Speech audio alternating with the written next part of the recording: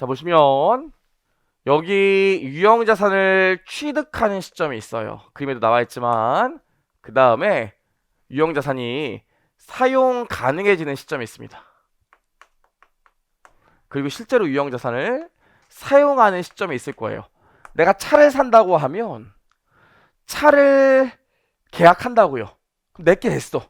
하지만 며칠 있다가 한두 달 있다가 출고가 되지.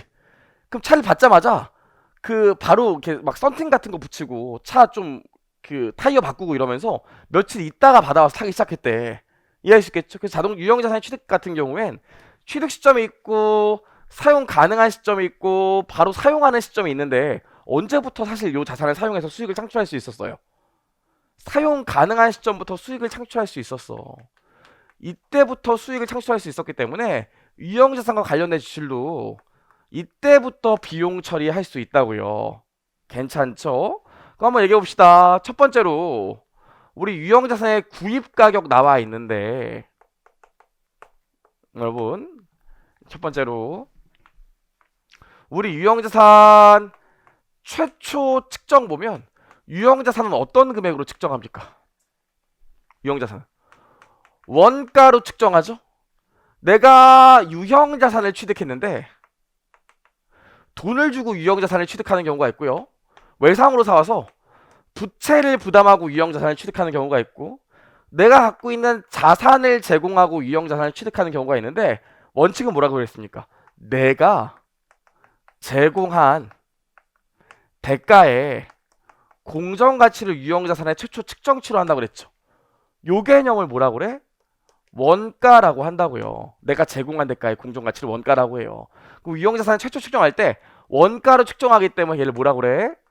취득 원가라고 합니다. 그래서 기본적으로 3억 5천짜리 차를 3억 주고 샀으면 3억으로 기재한다고요. 다만 제가 저번 시간 회계 원리 때도 얘기했지만 이게 원칙인데 이게 원칙이야.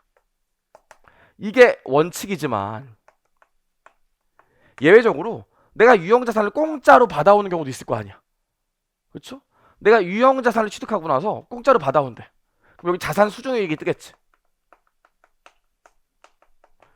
그럼 내가 원가로 측정하고 싶어도 원가로 측정 못하죠. 공짜로 받아왔는데 이런 경우는 어떻게 예외적으로 내가 받은 자산의 공정가치를 최초 측정치로 하겠죠. 하지만 원칙은 얘라고요. 그렇죠? 구입 가격이라는 게 뭐야? 원가로 측정하기 때문에 내가 해당되는 유형자산을 만약에 1억 주고 샀으면 요 1억이 최초 측정치가 되는 거겠죠.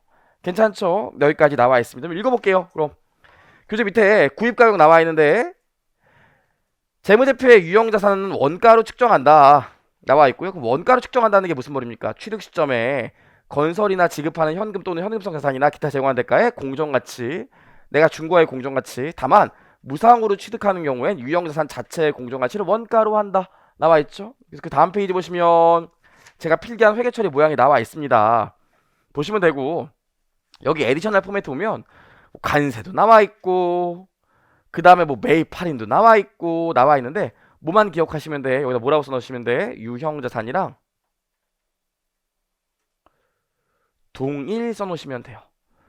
괜찮죠? 유형자산과 동일. 이거 뭐 읽어보면 유형자산이랑 얘기가 똑같아요. 유형자산과 동일. 아 이거 미친 거 아니야?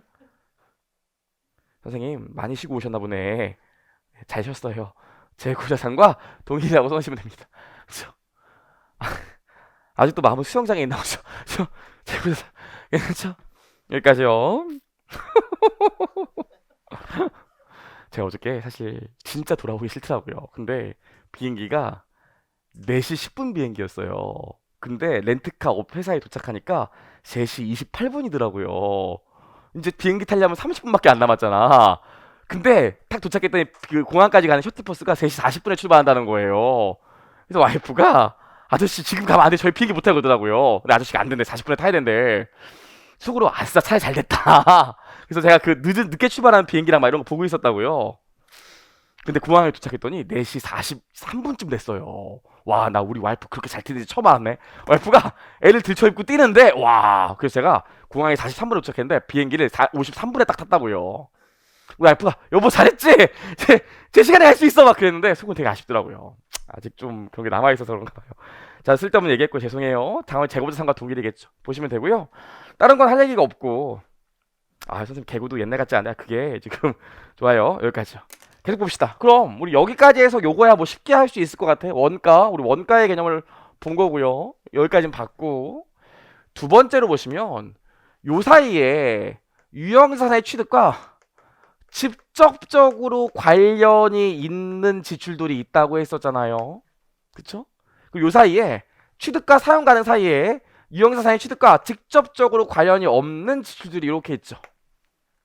그쵸? 결론이 뭐였지?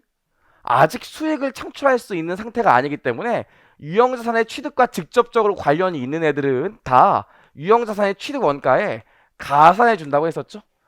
하지만 유형자산의 취득과 직접적으로 관련이 없는 애들은 어차피 지출했을 때 수익과 대응되지 않기 때문에 이 시점에 비용 처리를 한다고 했었잖아요. 어렵지 않죠? 교재 보시면 여기 그림에도 나와 있지만 우리 유형자산 기준서에서는 사용 가능이라는 표현을 안 쓰고 뭐라고 써? 경영진이 위도하는 방식으로 자산을 가동하는 데 필요한 장수와 상태에 도달했을 때라고 얘기하는데 이걸 뭐라고 생각하시면 돼? 그냥 사용 가능한 시점이라고 보시면 돼요. 기준서가 좀 애매해서 이렇게 해놓고 뒤에는 또 얘를 그냥 사용 가능한 시점이라고 또 얘기를 합니다. 만약 문제에서 이렇게 나오면 사용 가능한 시점이다 이렇게 생각하시면 돼.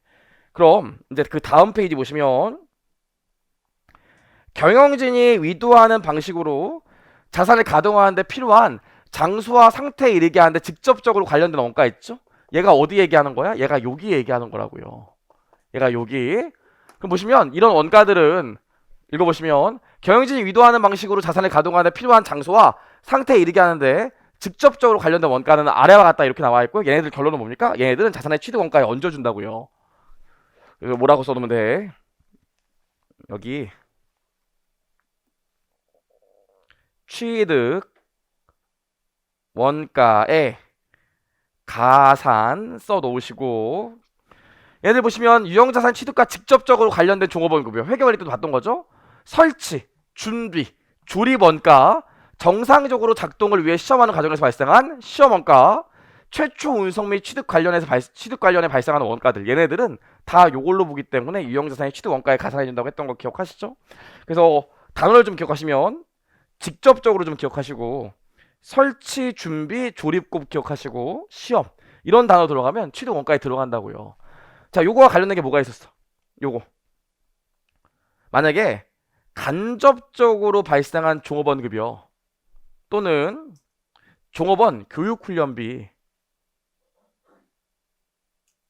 이런 것들은 다 비용 처리한다고 그랬죠. 취득 원가에 가산이 안 되고. 됐죠? 간접적으로 발생한 종업원 급여 또는 교육 훈련비는 다 비용 처리를 합니다. 여기까지 좀 기억을 하시고 여러분 하나만 좀 봐야 되는데 올해 회계가 개정된 게 하나도 없거든요. 작년 대비 딱 하나 개정됐어요. 별로 중요하지도 않은 거. 요거 개정됐습니다. 그럼 봐봐. 우리 기억나는지 모르겠는데 우리 만약에 허니버터칩 기계장치를 혜태해서 또 하나 샀어. 그래서 기계장치를 설치하고 기계장치가 잘 돌아가는지 시험 운행을 한번 해봤대. 시험 운행을 했더니 허니버터칩이 뿅뿅뿅뿅 나왔대요. 그럼 허니버터칩 기계장치 사는데 100억 들었는데 시험 과정에서 한번 돌려봤더니 허니버터칩들이 뿅뿅뿅 나왔대. 그걸 뭐라고 그런다고 했어요? 시제품이라고 한다고 그랬죠. 시험 과정에서 생산된 제품. 요거 어떻게 한다고 그랬어? 전 직원 과자 파티 아니면 판다고 그랬어. 판다고 그랬죠. 그럼 팔아갖고 실제로 기계장치 사는데 5억 들었는데 기장치 사는데 100억 들었는데 요 시제품 팔아서 5억 현금 받았대. 어떻게 한다고 그랬습니까? 회계원리에서는 재고자산의 취득 원가에서 차감한다고 그랬죠. 유형자산의 취득 원가에서 차감한다고 그랬지. 개정됐어요. 그냥 당기손익 처리한다고 개정됐어요. 그래서 읽어보시면 올해 개정됐습니다. 경영진이 위도하는 방식으로 유형자산을 가동할 수 있는 장소와 상태에 이르는데 재화, 즉 자산이 정상적으로 작동되는지 시험 과정에서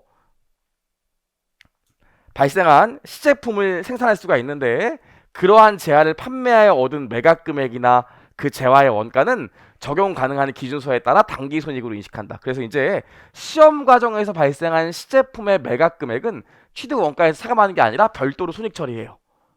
괜찮지? 어렵지 않잖아요. 이제는 시험 과정에서 허니버터칩 시제품이 나와서 그걸 팔았으면 그냥 얘도 바로 수익으로 잡는 거지 취득 원가에 가산하지 않는다고요. 괜찮죠? 여기까지는 논리적으로도 사실 이게 맞겠지. 사실 이것도 내가 혜택저가라면 아무튼 시험 과정에서 과자가 나오긴 나왔고 요것도 그냥 내가 유통하는 과정에서 팔 건데 이거를 취득원가에서 차만다는 게 좀 그렇잖아. 사실 영업할 정도에서 판 게 맞는데. 그래서 그냥 매출로 봐요. 그냥. 아시겠죠? 여기까지. 요거만 딱 하나 개정됐어요. 별로 중요한 내용도 아닌데 올해.